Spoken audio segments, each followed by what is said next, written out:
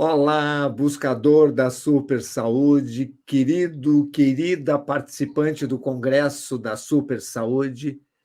Neste ano, focando em doenças. Vocês já viram várias aulas sobre o desenvolvimento, sobre diminuir a doença, sobre como que é possível fazer a remissão completa das doenças. A aula de hoje é com um mestre, ainda meu mestre, Dr. Nelson Spritzer, que vai falar sobre a influência da mente na geração de doenças, ou seja, influência negativa da mente, mas principalmente como você pode usar a sua mente e a linguagem com a sua mente para falar, para conseguir recuperar saúde perdida e assim diminuir a doença. Nelson, muito obrigado pela sua gentileza, morando nos Estados Unidos, mas ainda com um pé no Brasil, de participar do Congresso e trazendo esses ensinamentos tão importantes que é o uso da mente na nossa vida. Obrigado pelo honroso convite, Uronal. É um prazer sempre conversar contigo, com as pessoas que te seguem e com o exemplo que tu dá, que é muito bom quando a gente enxerga pessoas que não só falam, mas fazem o que falam. Nelson, então vamos entrar assim. Todo mundo fala corpo, mente e espírito. E a gente não leva muito em consideração como que a nossa mente pode trabalhar contra o nosso corpo. Explica um pouquinho melhor isso para as pessoas entenderem. Vamos tentar juntar coisas aí que nos foram colocadas de uma forma confusa. A gente foi aprendendo que existem separações, que o mundo tem várias coisas que são categorizadas. Por exemplo, no caso do corpo e da saúde, o corpo é uma coisa física, a mente é uma coisa não física, e existe um mistério entre essa transação do não físico com o físico. E parece assim, venderam essa ideia errada de que o que não é físico não afeta o físico, e vice-versa verdadeiro. É falso. Na verdade, o contrário. O que se chamaria não físico não é tão não físico assim, e o que é físico não é tão físico assim. Existe uma integração. Não dá para separar. É o erro de Descartes, separar corpo e mente. É uma coisa só, é um sistema só. Quando nós falamos corpo humano, estou falando, não só porque nós poderíamos falar filosoficamente do universo. É tudo isso que eu estou falando para o corpo humano vale para o universo. Existe um universo visível, mensurável, material, e existe um universo imponderável, não aparente, um universo sutil. E esses dois universos é um só, é uma coisa só. Tá? Então, corpo humano. Corpo humano é um monte de células e tecidos e sistemas, é uma engenharia biológica fascinante, que tem uma inteligência própria e é uma inteligência sistêmica, e que tem um sistema de controle.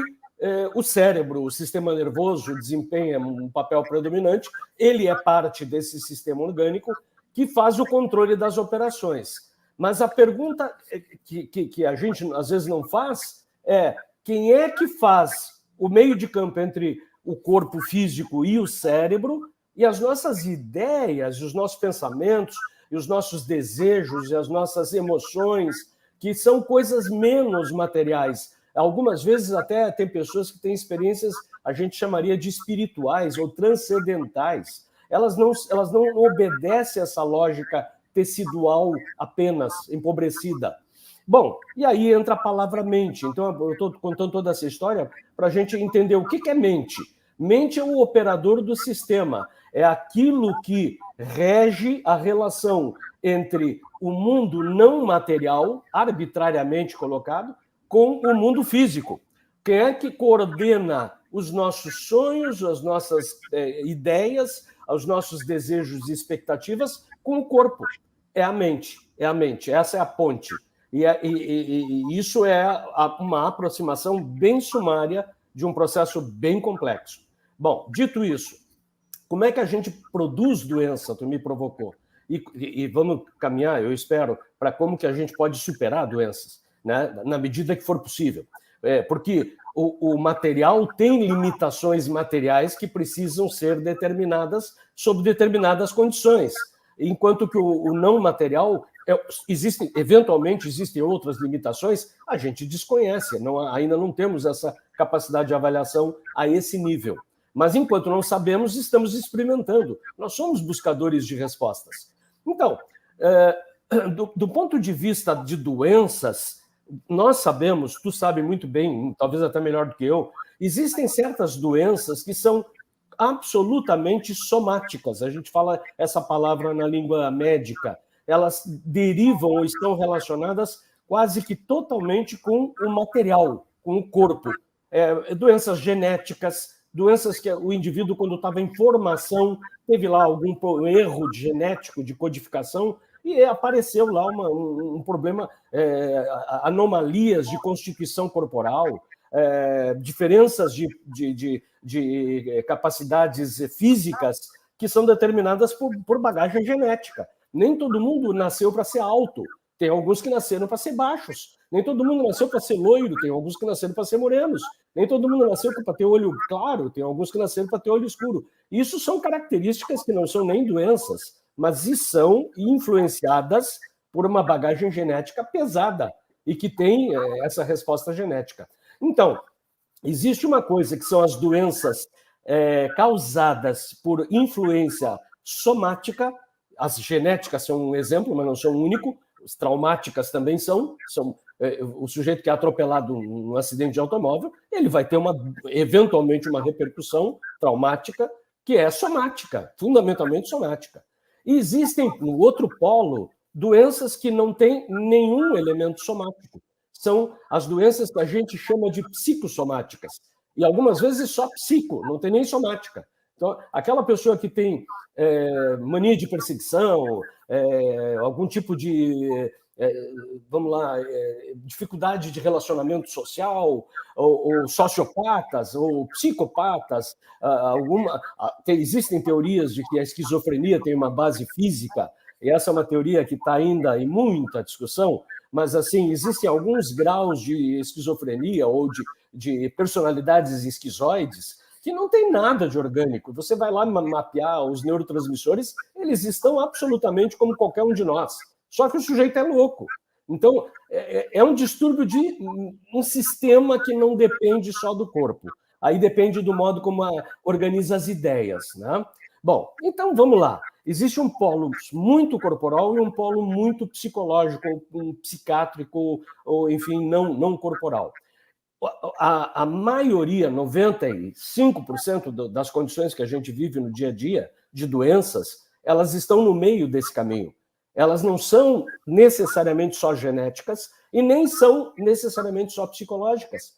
E é aqui que entra a grande tarefa de médicos e de agentes de saúde, de tentar buscar resolver da melhor maneira possível essa equação. Quanto que eu posso influenciar a minha mente para melhorar meu corpo, para que eu resolva ou diminua aquilo que eu tenho capacidade de fazer?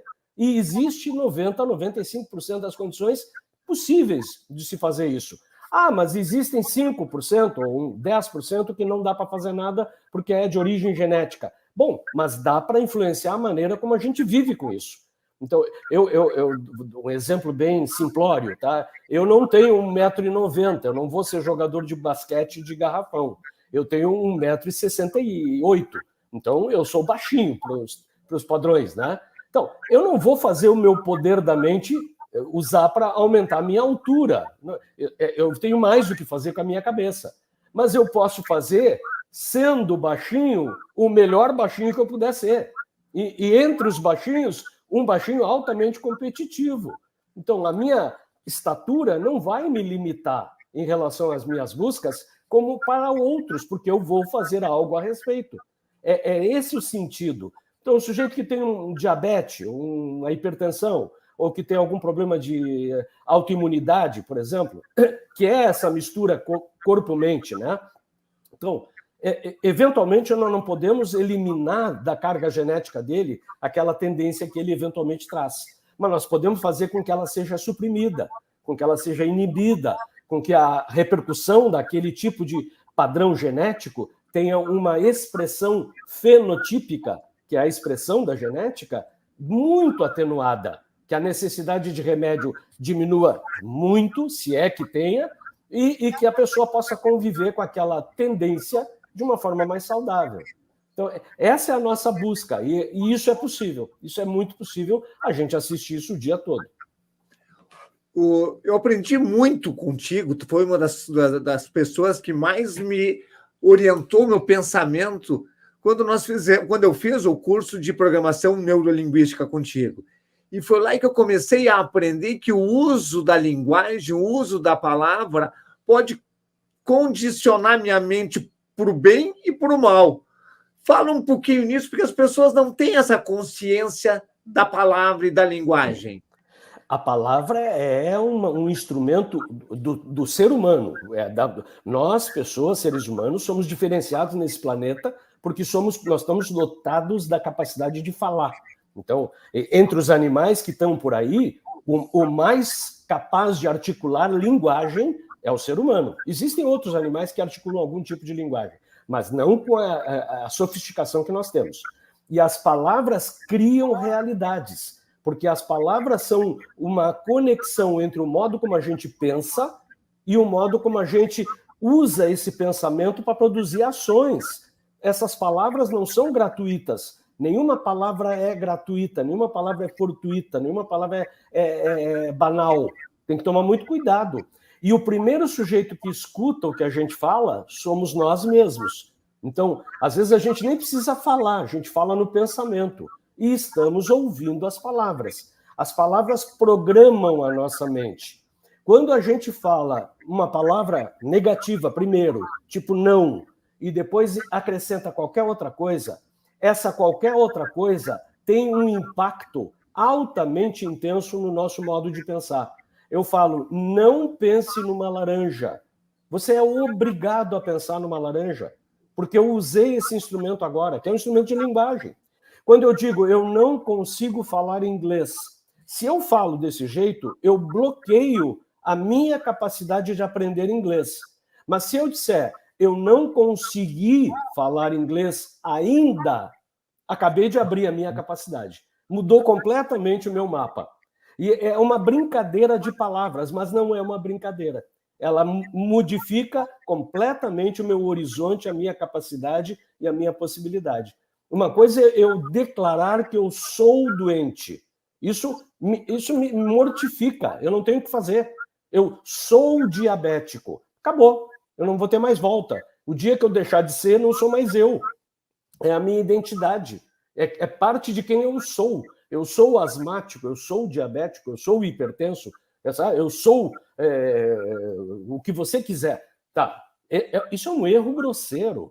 Ninguém é uma doença. A gente não é doença. A gente é um ser extremamente sofisticado e muito bem dotado, todos nós. Então, eu não sou um diabético, eu tenho uma diabetes, ou eu estou com um desvio de metabolismo de glicose. Eu não sou hipertenso, eu tenho uma pressão alta sob determinadas circunstâncias. Eu não sou um obeso, eu tenho uma desproporção de peso e altura que eu preciso tomar conta. Muda tudo, me dá poder de agir e alerta o meu inconsciente que está ligado ao meu corpo e ao meu metabolismo para fazer alguma coisa a respeito. Abrir a porteira para me ajudar. E nós temos dentro de nós recursos inestimáveis, que a gente até hoje ainda não tem ideia até onde que vai. A gente sabe que é muito, mas a gente não sabe até onde que vai. Então, por que eu vou subestimar os meus recursos? Eu acho melhor apostar a favor. Eu não sei se vai dar ou não, mas na dúvida eu vou tentar o máximo que der. Né? E não dando, eu vou tentar outra coisa, mas eu vou tentar. Eu não vou me submeter à doença. Então, as palavras, como tu me provocas, elas são a chave, a senha para abrir o cofre para a gente usar melhor a nossa mente. Aprender a falar com os outros e a falar consigo é a maneira mais elegante e poderosa de transformar a nossa saúde. Eu fiquei muito feliz quando tu me convidou para um congresso de super saúde. Eu estava preocupado, eu digo, vai que o uronal caiu no buraco, porque às vezes a gente erra, eu também erro, ninguém é perfeito, né? E botou lá o Congresso contra a doença. Pá, não faça nenhum congresso contra nenhuma doença. Faça congresso a favor de cura, de saúde, de tratamento, de melhoria. Aí nós estamos falando junto. Nelson, tem observado pessoas, pacientes que eu procuro orientar, de que elas têm uma dificuldade muito grande para ter a consciência do pensamento que aparece na mente e a consciência da palavra. Tu tem alguma dica para ajudar as pessoas a ter mais consciência daquilo que falam e das consequências daquilo que falam? Existem várias maneiras, né, Auronal?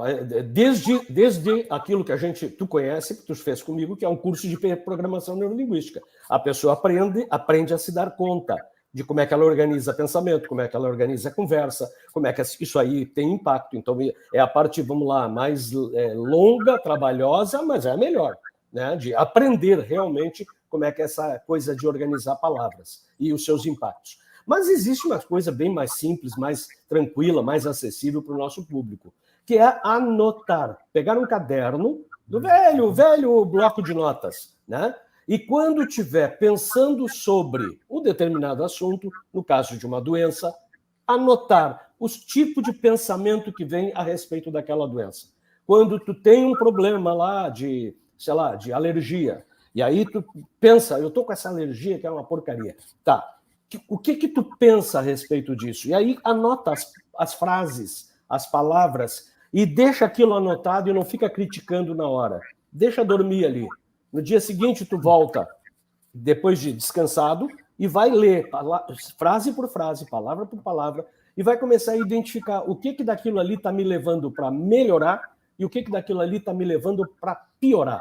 E aí começa a separar o joio do trigo. E aí você pode corrigir. Eu tenho uma boa experiência com isso de anotar também, Nelson. Eu também oriento bastante isso. Mas agora nós chegamos num ponto que é o que é a chave do negócio, assim. Como que eu mudo um pensamento de 40, 50, 60 anos para torná-lo um pensamento focado na saúde, no desenvolvimento da saúde, que vai ajudar o meu corpo a conquistar mais saúde? Não é uma resposta simples, é uma pergunta muito ampla. Existem muitos caminhos aí, muitos. Alguém aí pode até lembrar que às vezes as pessoas conseguem curas espetaculares pela fé. É um caminho, é válido. E aí é uma questão de crença, cada um acredita no que bem entender.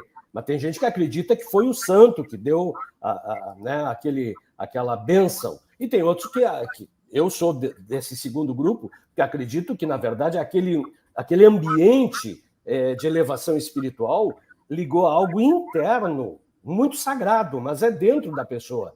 Ela se curou pela sua devoção. Não veio de fora, foi de dentro para fora.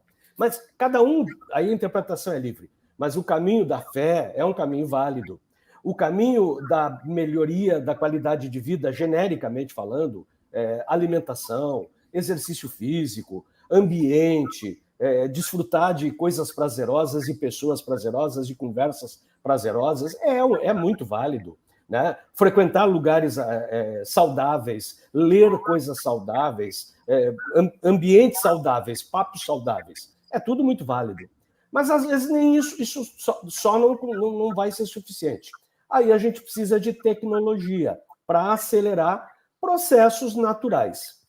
Aqui é preciso que o nosso assistente, a nossa assistente, entendam um conceito básico da medicina, que às vezes até os médicos esquecem, que é o conceito da homeostasia.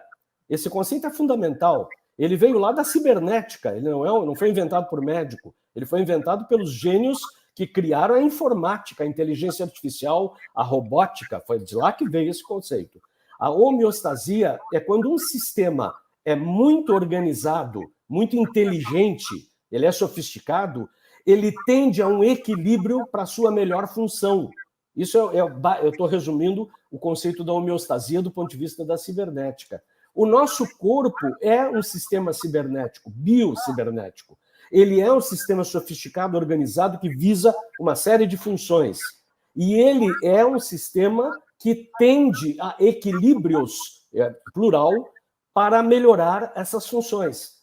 Por isso, quando você, por exemplo, raspa a tua pele num prego e rompe a tua pele, se você não atrapalhar, deixar limpinho, daqui a uma semana, no máximo 10 dias, a pele volta ao estado anterior. Ela se cura. Você não tem que fazer nada. Você não tem que fazer absolutamente, não tem que rezar, não tem que pedir favor para Deus.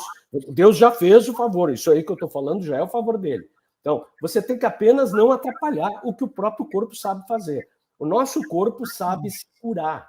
Ele tem essa capacidade, esse dom, desde que a gente nasceu, até aonde der, porque isso tem, a gente sabe e respeita que existe algum limite, mas a gente não tem ideia até onde que vai esse limite, exatamente. Então a gente vai desafiando. Então, tem gente que não está entendendo quando tem uma situação de saúde, às vezes não faz nada e se cura. Por quê? Isso é normal. Uma série de doenças são curáveis espontaneamente. Inclusive câncer. Inclusive câncer. A gente acompanhamos casos de remissões. Se chama remissão, um câncer que, de repente, desaparece. Sem explicação. E a pessoa tem devoção, não tem devoção, tomou o chazinho tal, não tomou o chazinho, não faz a menor diferença. Tomou vitamina tal, não tomou, não faz a menor diferença. Ela simplesmente se autocurou. Algumas coisas aconteceram que o organismo dela conseguiu as condições para fazer a autocura, a autorregeneração. Bom, diante disso, a nossa busca, e a gente conhece isso também como efeito placebo, é buscar como que eu posso ligar essa autocura quando eu quiser. E como que eu posso acelerar essa autocura, se for possível. Essa é a nossa busca. E nós, pelo caminho da programação neurolinguística, nós temos algumas técnicas que aceleram a autocura. Então, não é que a programação neurolinguística cura, não, a própria pessoa se cura. Eu estou tirando proveito da natureza da pessoa. Na verdade, eu não estou tirando proveito nenhum. Ela que vai tirar proveito, eu estou ajudando ela para isso.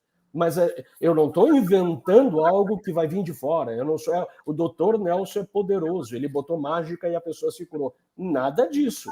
O doutor Nelson é um educador. Eu estou dando uma educação e a pessoa, com aquela educação, está aumentando a sua capacidade de autocura. Então, a técnica, eu vou te deixar fazer a técnica da PNL, ou as técnicas da PNL, em resumo, são como produzir efeitos placebos mais eficazes de forma elegante usando a linguagem. Beleza, Nelson.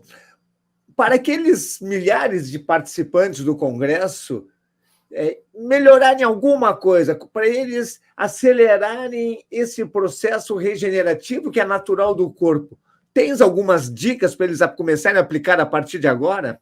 Sem dúvida. Vamos lá, coisas bem simples, né? Porque diante do nosso espaço a gente não vai fazer algo que vai complicar muito. Mas assim, você tem qualquer condição que você quer superar. Isso, eu estou falando genericamente, mas existem exceções, evidentemente. Caso a caso, a gente tem que examinar e ter cuidado. Mas genericamente falando, grosseiramente falando, se você tem uma condição que é resolvível com a ajuda do teu pensamento, e a maioria a recomendação coloca teu pensamento num médio para longo prazo em relação a essa condição. Então, digamos assim, vamos pegar um exemplo bem simples para o pessoal entender. Você tem hoje uma obesidade, tá? De causas corriqueiras, não é nenhuma causa extraordinária que merece tratamentos endócrinos sofisticados. Eu estou falando do padrão obesidade genérico, erro de alimentação, falta de exercício, abusos de alguns vícios de nutrição. Tá, ok, ou até um estresse mental que acaba fazendo o sujeito derivar para a comida. Coisas bem comuns. Então, mas você não está satisfeito, você está com excesso de peso, você quer emagrecer. É algo resolvível, a tua cabeça pode te ajudar. Você coloca teu pensamento para daqui a 5 anos. Como que você quer estar daqui a 5 anos? Nota, eu não estou falando, a minha conversa não foi para o passado, ela está dirigida ao futuro. Isso está baseado numa técnica que foi trazida para nós por um gênio chamado Viktor Frankl. Viktor Frankl foi o cara que sobreviveu a Auschwitz, ele desenvolveu essa técnica dentro de Auschwitz. E por uma boa razão, ele não olha nem para o presente, nem para o passado. Ele só olha para o futuro. Ajudou muito. Então, vamos lá. Aí você coloca a tua atenção para 5 anos e desenha mentalmente, cria mentalmente, esculpe mentalmente a imagem corporal que você quer ter. Mas com todos os detalhes que você conseguir. Você não vai conseguir muitos detalhes, mas faça o que der, porque é um tempo muito longínquo. Depois, você começa a fazer uma espécie de planejamento estratégico gradual. Você pensa, para a semana que vem, como é que eu quero estar? Realisticamente, porque se você está gordo hoje, você não vai ficar magro semana que vem. Isso é bobo. Né? Nenhum de nós quer ser trouxa. A gente quer ser inteligente. Então, admitindo que eu quero chegar lá naquele meu alvo, como é que eu quero ficar daqui a uma semana? E aí eu vou visitar essa cena de daqui a uma semana. Eu mentalmente me transporto e entro nessa cena e desfruto um pouco desse novo tipo de realidade corporal. E aí eu penso, para daqui a um mês, como é que eu quero ficar se eu já estou assim? E eu engano a minha mente me colocando nesse tipo de processo. Aí a minha mente admite, se eu estou assim, eu posso ficar melhor, um mês. Aí eu vou lá e visito o meu eu de daqui a um mês. E aí eu entro na imagem futura do futuro, sinto, vejo, escuto e penso, daqui a 6 meses, como é que eu ficaria se essa escadinha continuar subindo do jeito que está? E assim eu vou até chegar na minha imagem final, progredindo períodos cada vez maiores. Uma semana, um mês, 6 meses, 1 ano, 2 anos e meio, 5 anos. Quatro postos em direção ao futuro. Aí depois a gente volta para o presente, mentalmente, e visita o passado. Notem, eu só vou para o passado agora, depois que eu entendi em detalhe e tudo planejado o que eu quero. Agora eu vou para o passado. E aí eu vou para o passado para descobrir por que eu sou gordo? Não. Eu vou descobrir quem é que me causou esse problema? Não. Eu vou no passado para descobrir aonde no passado eu tenho memórias boas que me ajudam nessa minha batalha. E aí eu vou pegar 3 partes do passado. Passado recente, os últimos 12 meses, um passado no meio do caminho, entre o nascimento e onde eu estou, e um passado longínquo, o mais antigo, a mais antiga memória que eu consegui. Entro nas memórias que eu estou querendo visitar, me dou conta o que tem nessas memórias que é tão precioso, e depois eu volto até aquela minha imagem dos 5 anos. Faço uma jornada temporal do passado mais antigo ao futuro mais longínquo. E aí eu agradeço meu cérebro por ter me permitido aprender isso. É só o que eu tenho para fazer. Se eu fizer isso 1, 2, 3 vezes, repetir isso, o meu cérebro está absolutamente entendendo o que eu quero e vai fazer o máximo possível para me ajudar.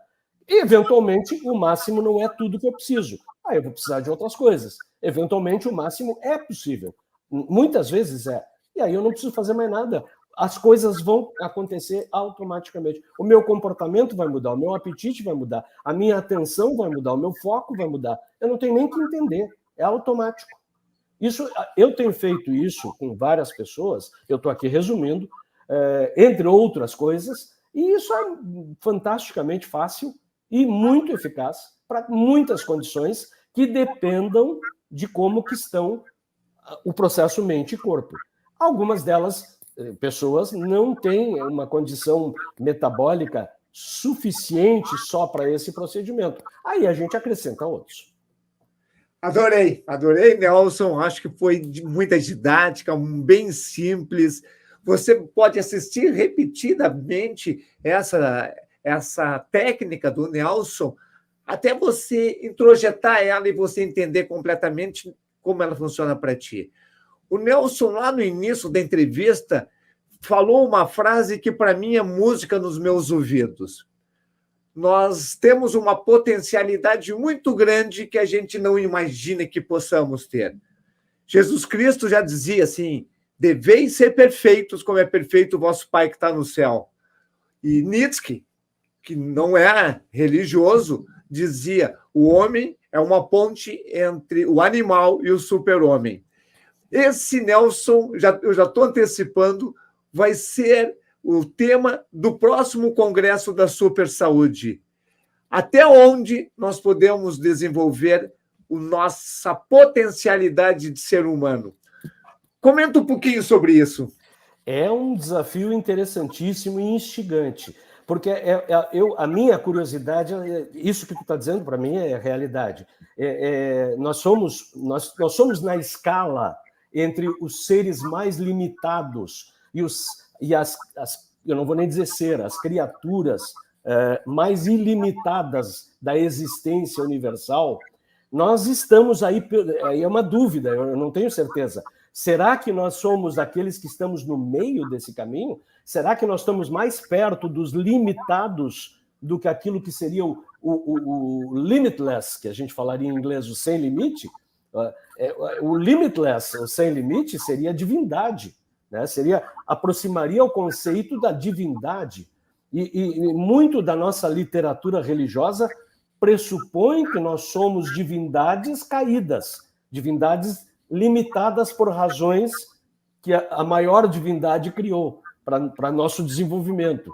Mas, enfim, o fato não me parece razoável entender que a nossa existência como pessoas pensantes num planeta como o planeta Terra, que é excepcional, num mundo de aridez, de morte, de deserto, de escassez, nós vivemos um planeta abundante de vida, de luz, de conhecimento, de aprendizagem, embora nós também produzimos coisas lamentáveis. Mas é aí que vem, por isso, a minha curiosidade.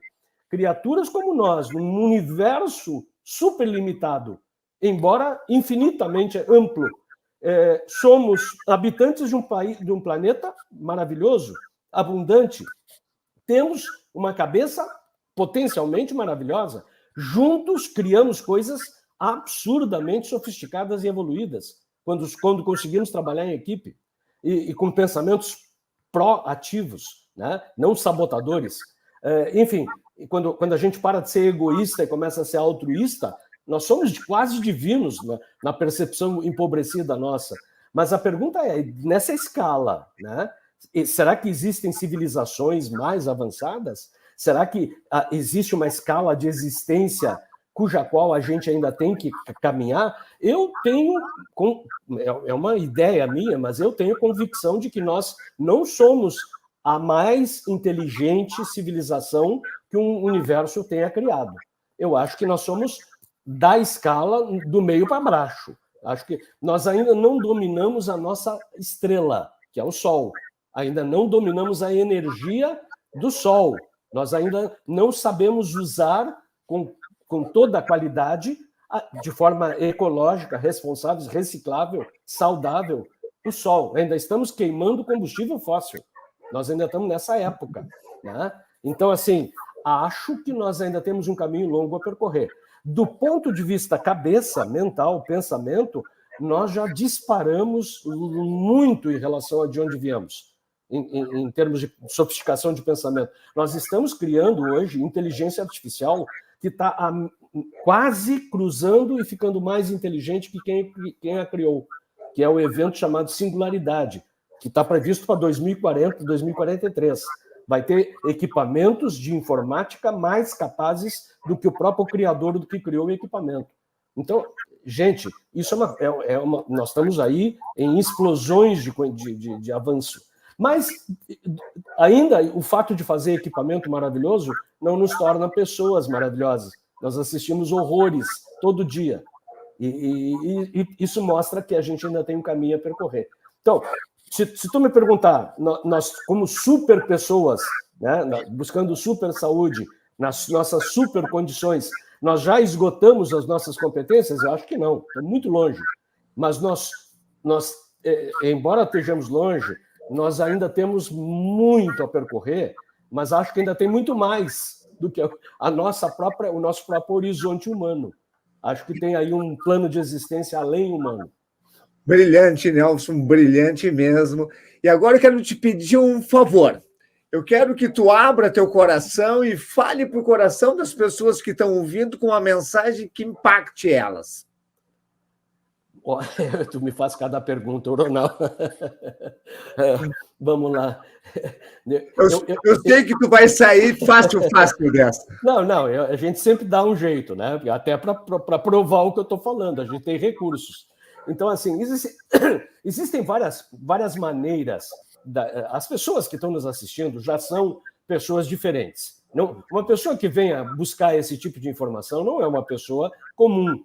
Né? As pessoas comuns estão olhando para o próprio umbigo e se preocupando com as suas dores e se queixando e buscando remédios tradicionais. Quem vem para esse tipo de conversa que nós temos aqui é uma pessoa que está buscando um caminho diferenciado, que quer sair do comum. Então, assim, a mensagem de impacto que tu me sugeres é que dentro de nós somos criaturas multiexistenciais, num universo multiverso. Não é um universo, nós temos múltiplas dimensões de existência, de ações, de repercussões, de causas, de efeitos, de aprendizagens, de aplicações. Nessa multidimensionalidade da existência, nessa grande complexidade, cada um de nós tem dentro de nós aquela criança de 6 a 8 anos de idade que um dia existiu e ela segue lá, ela está lá no seu devido momento, naquelas devidas buscas, com as devidas dificuldades e com as devidas curiosidades. E também temos dentro de nós os anciões, os velhinhos de muitos anos. Eu não vou dizer quantos, porque cada um tem o seu. E aí cada um resolva. Mas, assim, nós temos os nossos eus muito precoces, jovens, crianças, e temos os nossos eus muito avançados, os elders, os sábios, os que são do futuro. Seria uma boa ideia, para a gente fechar com uma sugestão de pensamento, reunir esses dois numa conversa com o nosso eu de hoje, que somos nós, que aparentemente achamos que é só nós, e estabelecer esse tripé de conversa para negociar. O que a gente pode fazer, nós de hoje, e o nosso eu do passado, criança, para fazer com que aquele elder, aquele sábio, aquele velho saudável, super saudável, possa de fato acontecer. E aí ele vai nos dizer, porque a sabedoria dele foi recolhida. Brilhante. Um grande abraço para todos, uma super saúde para todos, e para ti, Nelson, um abraço todo especial para você. Obrigado. Tchau. Tchau.